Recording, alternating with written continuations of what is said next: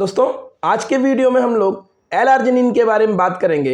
हम लोग जानेंगे कि एल आर्जिनिन आखिर क्या है, हमारे शरीर में यह कितना उपयोगी है, किस काम आता है और किन परिस्थितियों में हम लोग इसको यूज करते हैं दोस्तों। एवं अगर हम यूज भी करते हैं तो इसके क्या साइड इफेक्ट हैं, इसकी डोज क्या होनी चाहिए, पूरी चर्चा करेंगे इस वीडियो में। जुड़े रहिए लास्ट तक इस वीडियो में, क्योंकि इस वीडियो में आपको एल आर्जिनिन से संबंधित जो जानकारी मिलेगी वो शायद ही यूट्यूब पर किसी वीडियो में मिलेगी। तो नमस्कार दोस्तों, मेरा नाम है विकास, आप देख रहे हैं V88।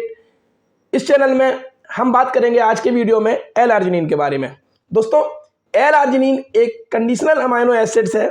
जैसे हमने कल एल कार्निटीन के बारे में बात करी थी, तो यह भी एक अमीनो एसिड है और हम जानते हैं अमीनो एसिड का काम प्रोटीन की संरचना के लिए होता है दोस्तों। चूंकि यह आर्जिनिन हमारे शरीर में स्वाभाविक रूप से बनता है दोस्तों, किंतु कभी कभी किन्हीं बीमारियों के कारण या जैसे वेजिटेरियन लोग हैं उनके शरीर में in compare of non vegetarian arginine कम मात्रा में बनता है, क्योंकि जो आर्जिनिन के स्रोत हैं वो जो प्रोटीन के ज़्यादा स्रोत हैं उनसे ही आर्जिनिन भी मिलता है। जैसे रेड मीट हुआ, फिश हुआ, पोल्ट्री फार्म के जो प्रोडक्ट हैं उनमें हुआ, डेयरी प्रोडक्ट हुए। तो वेजिटेरियन लोगों में आर्जिनिन कम बनता है और अगर हम आर्जिनिन की ज़रूरत हमें पड़ती है हमारे शरीर को, तो हम फिर भाई मेडिसिन या सप्लीमेंट के द्वारा आर्जिनिन की कमी को पूरा करते हैं। तो दोस्तों, हम लोग जानेंगे कि एल आर्जिनिन का मुख्य काम क्या है दोस्तों। तो एल आर्जिनिन हमारे शरीर के अंदर नाइट्रिक ऑक्साइड के उत्पादन को बढ़ा देता है दोस्तों, और नाइट्रिक ऑक्साइड का काम होता है हमारी ब्लड वेसल्स को चौड़ा करना या उनको वाइड करना, विस्तारित करना, जिसके कारण हमारे शरीर में ब्लड फ्लो की मात्रा, जो हमारा खून बहता है, ब्लड का फ्लो होता है, वो इंप्रूव हो जाता है दोस्तों।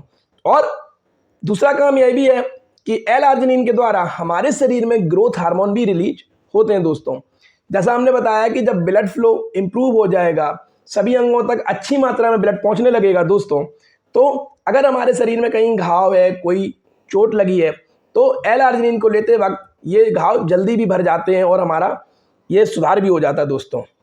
अब हम बात करेंगे दोस्तों किन लोगों को आर्जिनिन की ज़रूरत पड़ जाती है या एल आर्जिनिन लेने से उन्हें फ़ायदा होता है। तो सबसे पहले हम बात करेंगे दोस्तों कि वे लोग जिनको इरेक्टाइल डाइफंक्शन है, यानी स्तंभन दोष है दोस्तों। तो जैसे वो किसी सिल्डेनाफिल या टडानाफिल की दवाओं पर चल रहे हैं, व्याग्रा या अन्य दवाओं को लेते हैं दोस्तों, यदि वो एल आर्जिनिन को पर्याप्त मात्रा में कंटिन्यू लेते हैं दोस्तों, तो उनमें ये काफ़ी सुधार होता है और इरेक्टाइल डाइफंक्शन को एल आर्जिनिन क्योर करने की ताकत रखता है दोस्तों। तो सबसे पहले जिनको इरेक्टाइल डाइफंक्शन है, तो वो एल आर्जिनिन के प्रयोग से उसमें उनको लाभ होता है दोस्तों। और अगर हम बात करें दोस्तों जिन लोगों को चेस्ट पेन होता है, जैसे एंजाइना बोलते हैं हम लोग, तो क्या होता है कि वह हमारी जब ब्लड वेसल्स सक्रिय हो जाती हैं, नैरो हो जाती हैं, तो वह दर्द का कारण बनती हैं दोस्तों। तो अगर हम लोग आर्जिनिन का प्रयोग करते हैं, आर्जिनिन उसको वाइड करता है, ब्लड फ्लो इंप्रूव करता है, तो उसमें भी आराम मिलता है।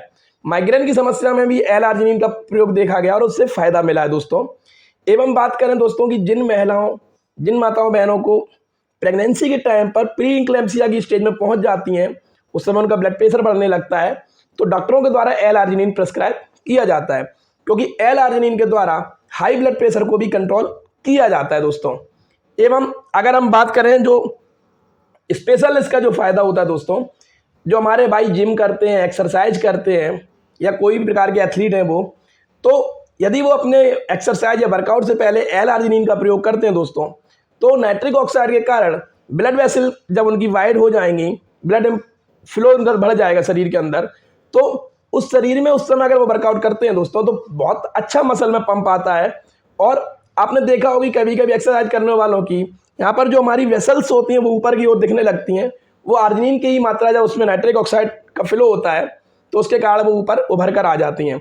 तो मसल की रिकवरी बहुत अच्छी होती है, मसल पंप होती है, पूरा शरीर पंप बना रहता है दोस्तों। तो यह भी फायदा होता है। एवं अगर हम बात करें दोस्तों कि एल आर्जिनिन जो है वह हमारे शरीर में ग्रोथ हार्मोन को रिलीज करता है, ठीक है। तो एल आर्जिनिन के बहुत सारे कार्य हैं, बहुत फंक्शन है, बहुत फायदेमंद यह जो अमीनो एसिड्स है इसका बहुत फायदा होता है। अब बात वह करेंगे कि हमें किन परिस्थितियों में या किन लोगों को एल आर्जिनिन नहीं लेना चाहिए। तो सबसे पहले जब किसी व्यक्ति को रिसेंटली कोई हार्ट अटैक आया होता है, तो उस समय उसको एल आर्जिनिन कम से कम 2 या 3 हफ्तों के पहले नहीं लेना चाहिए, क्योंकि यह उसमें प्रॉब्लम कर सकता है और रिस्क टू डेथ हो सकता है उसके लिए। और यदि किसी ने कोई सर्जरी करवाई है हाल में ही, तो वो भी कम से कम 2 या 3 हफ्तों तक एल-आर्जिनिन का प्रयोग ना करे। एवं जो लोग हाई ब्लड प्रेशर की दवा ले रहे हैं उस समय वो एल-आर्जिनिन को साथ में ना लें, क्योंकि हो सकता है कि लो ब्लड प्रेशर की शिकायत उनको हो जाए, क्योंकि हाई ब्लड प्रेशर की दवा लेंगे तो वो भी लो करेगा, आर्जिनिन लेंगे तो वो भी ब्लड प्रेशर को लो कर देगा। एवं सिल्डेनाफिल के प्रयोग के समय जैसे विएग्रा वगैरह कोई लेता है और उस समय अगर आप आर्जिनिन वगैरह लेते हैं तो दोनों ही आपके ब्लड प्रेशर को लो कर सकते हैं। तो इस समय आपको आर्जिनिन का प्रयोग करने के समय सावधानी बरतनी चाहिए। अब हम बात करेंगे कि यदि हम इसको यूज करते हैं तो इसकी डोज क्या होना चाहिए। तो दोस्तों इसकी डोज हम 1 से 2 ग्राम आर्जिनिन एल-आर्जिनिन को आराम से ले सकते हैं, क्योंकि इसका कोई मेजर, मैं कहना चाहता हूं कि इसके जनरली कोई भी साइड इफेक्ट नहीं होता है, क्योंकि ये शरीर हमारा स्वयं बनाता है। लेकिन अगर आप डोज से ज़्यादा कर देंगे तो आपको साइड इफेक्ट हो सकते हैं दोस्तों। तो अगर आप डोज इसकी 1 से 2 ग्राम ले सकते हैं या 1000 mg अगर आप या 1500 mg तक आप इसको लेते हैं तो यह बेहतर रिजल्ट आपके शरीर में देता है दोस्तों।